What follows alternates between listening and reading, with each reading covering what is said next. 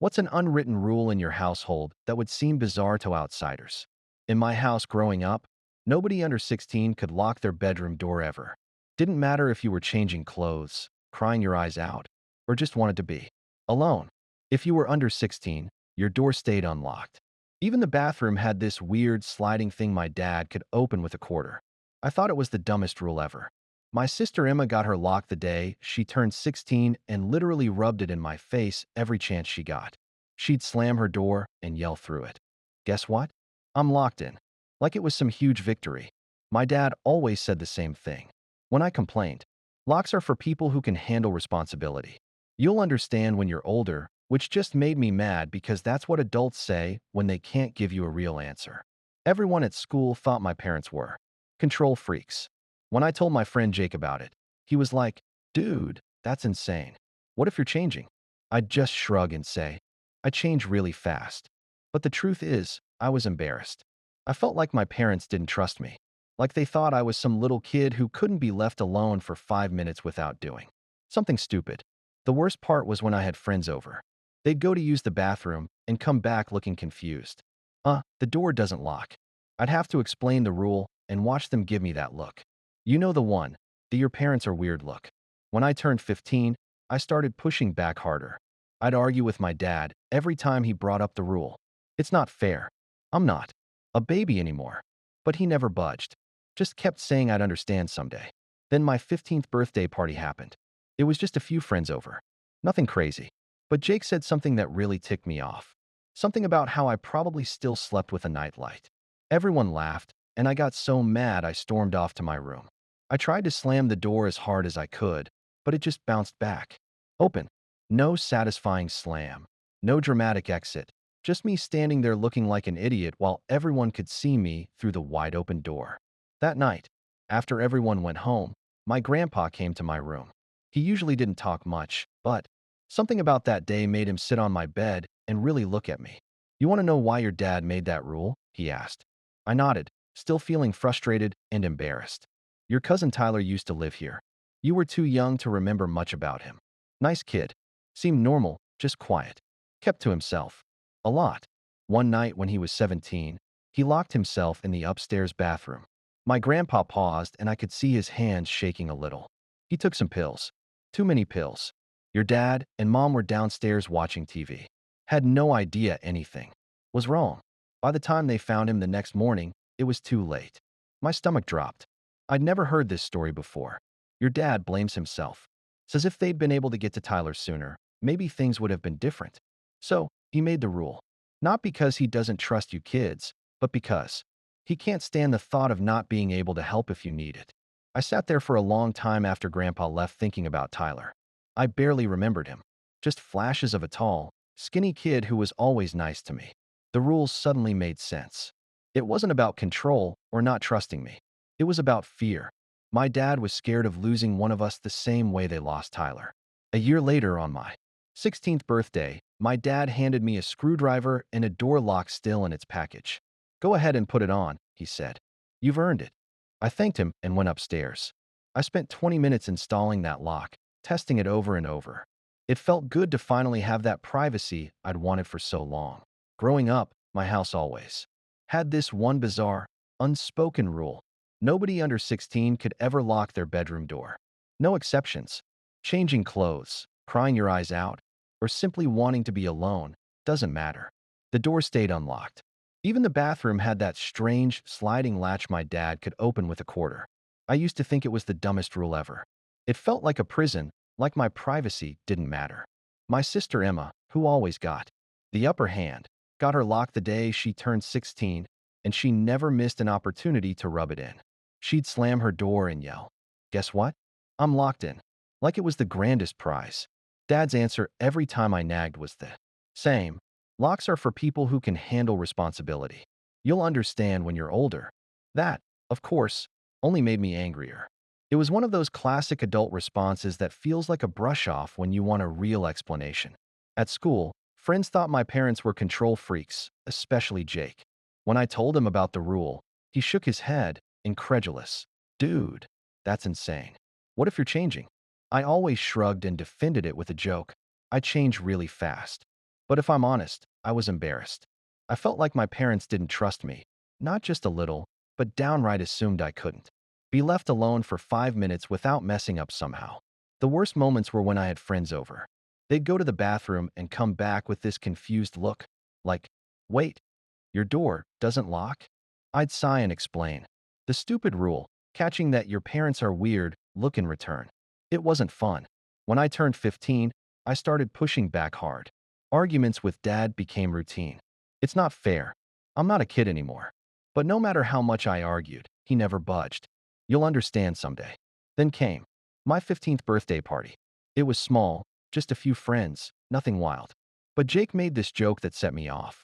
Bet you still sleep with a nightlight. Everyone laughed. I felt humiliated. I stormed off to my room and slammed the door as hard as I could, except it didn't slam. The door bounced back, wide open, exposing me to the room. No dramatic exit, no privacy. Just me, standing there, looking like a kid desperate to be taken seriously. Later that night, after the guests left, Grandpa came in. He rarely talked much, but that day felt different. He sat on my bed, looking at me with quiet sadness. "Want to know why your dad made that rule?" he asked softly. I nodded, still burning with anger and embarrassment. "Your cousin Tyler used to live here," Grandpa began, voice heavy. "You were too young to remember much, but he was a good kid. Quiet, kept to himself. One night, when he was 17, he locked himself in the upstairs bathroom." Grandpa paused, his hands trembling. Just a little, the weight of the memory clear. "He took too many pills. Your mom and dad were downstairs, watching TV, unaware. By morning, it was too late to help him." My stomach dropped. I hadn't known Tyler like that. I barely remembered him, just flashes of a tall, skinny kid who had smiled at me sometimes. Dad blamed himself. He said if they had been able to get to Tyler sooner, if the door hadn't been locked, maybe things would have been different. So, he made the rule. Not because he didn't trust us, but because he couldn't stand the thought of being unable to help if one of us needed him. After Grandpa left, I lay awake, thinking about Tyler, about my parents' fear. It wasn't control or mistrust, it was grief, fear, and love. A year later, on my 16th birthday, Dad handed me a small package and a screwdriver. "Go ahead and put it on," he said quietly. "You've earned it." I took the lock upstairs and spent 20 minutes installing it, testing it again and again. For the first time, the door could truly close, could really shut out the world. And it felt good, real, like a milestone, a passage to grown-up trust. That lock was more than metal and screws. It was a symbol of pain turned into protection, of fear transformed into love. Story 2. My partner screamed, "You're psychotic." "Who saves every text?" During our argument, I said, "Someone learning." When? My lawyer used those saved texts showing her threats and manipulation in court. The psychotic preparation paid 6 figures in damages. I, 32 male, guess I should start by saying I'm one of those people who never deletes anything. Screenshots, texts, emails, I keep it all. Started doing this after a roommate situation went south in college and I had no proof of our agreements. Since then, it's just been habit. Cloud storage is cheap, organization is easy, and you never know when you'll need to reference something. This story is about my ex, Sienna, 29. We were together for 3 years, lived together for the last year and a half. She ran a boutique marketing consultancy, mostly social media management for small businesses. I'm a software developer. Nothing fancy, just steady work.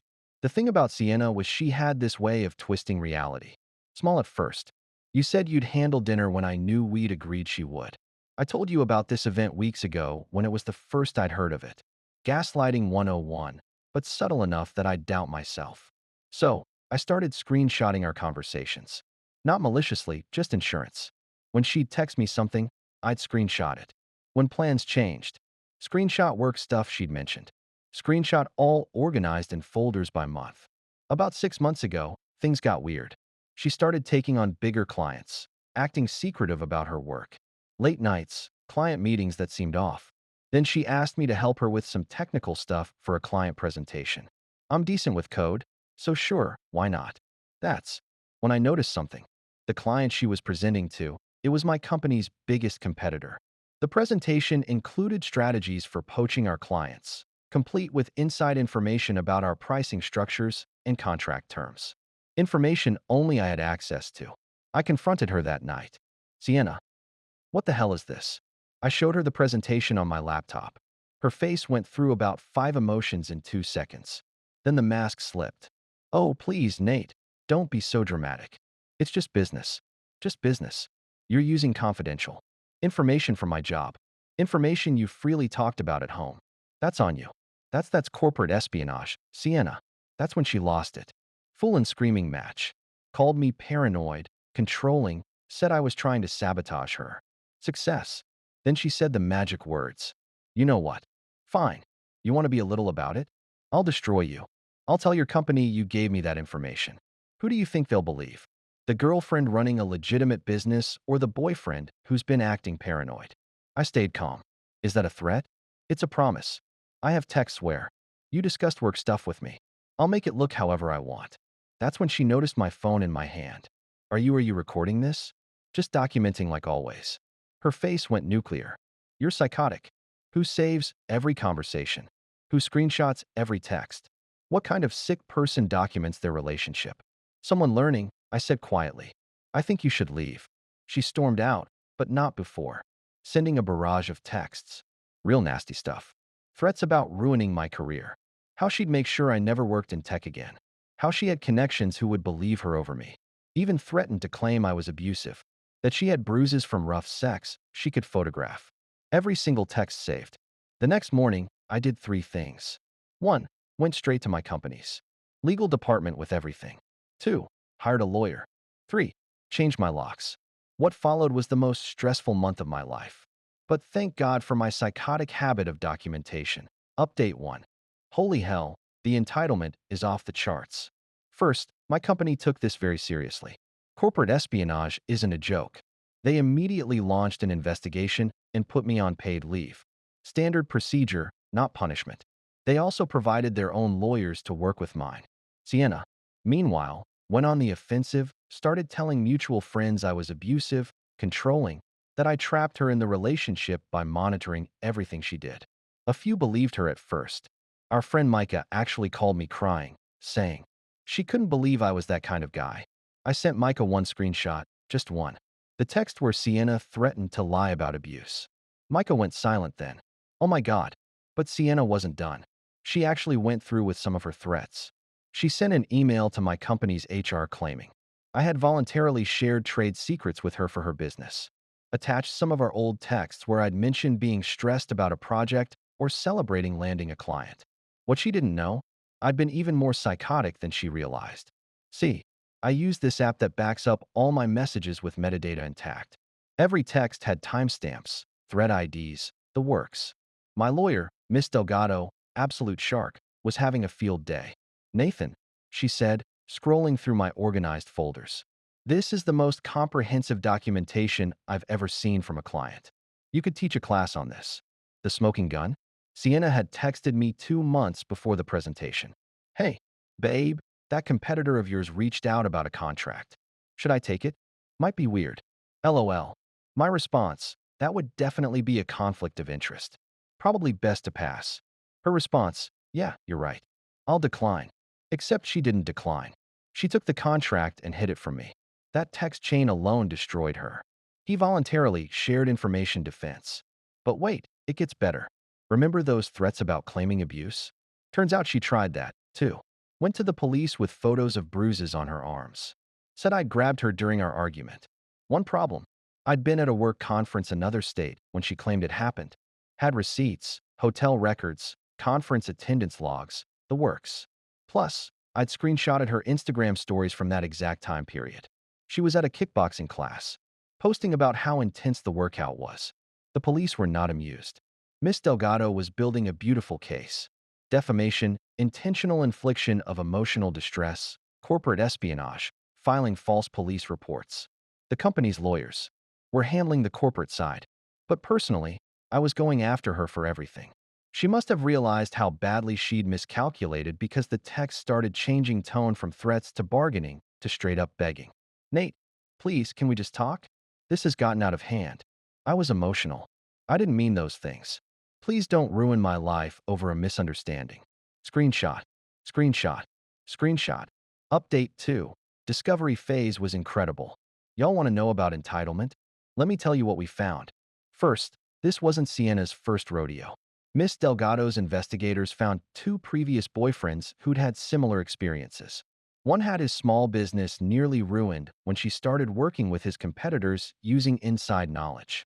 The other had faced false allegations when he tried to break up with her.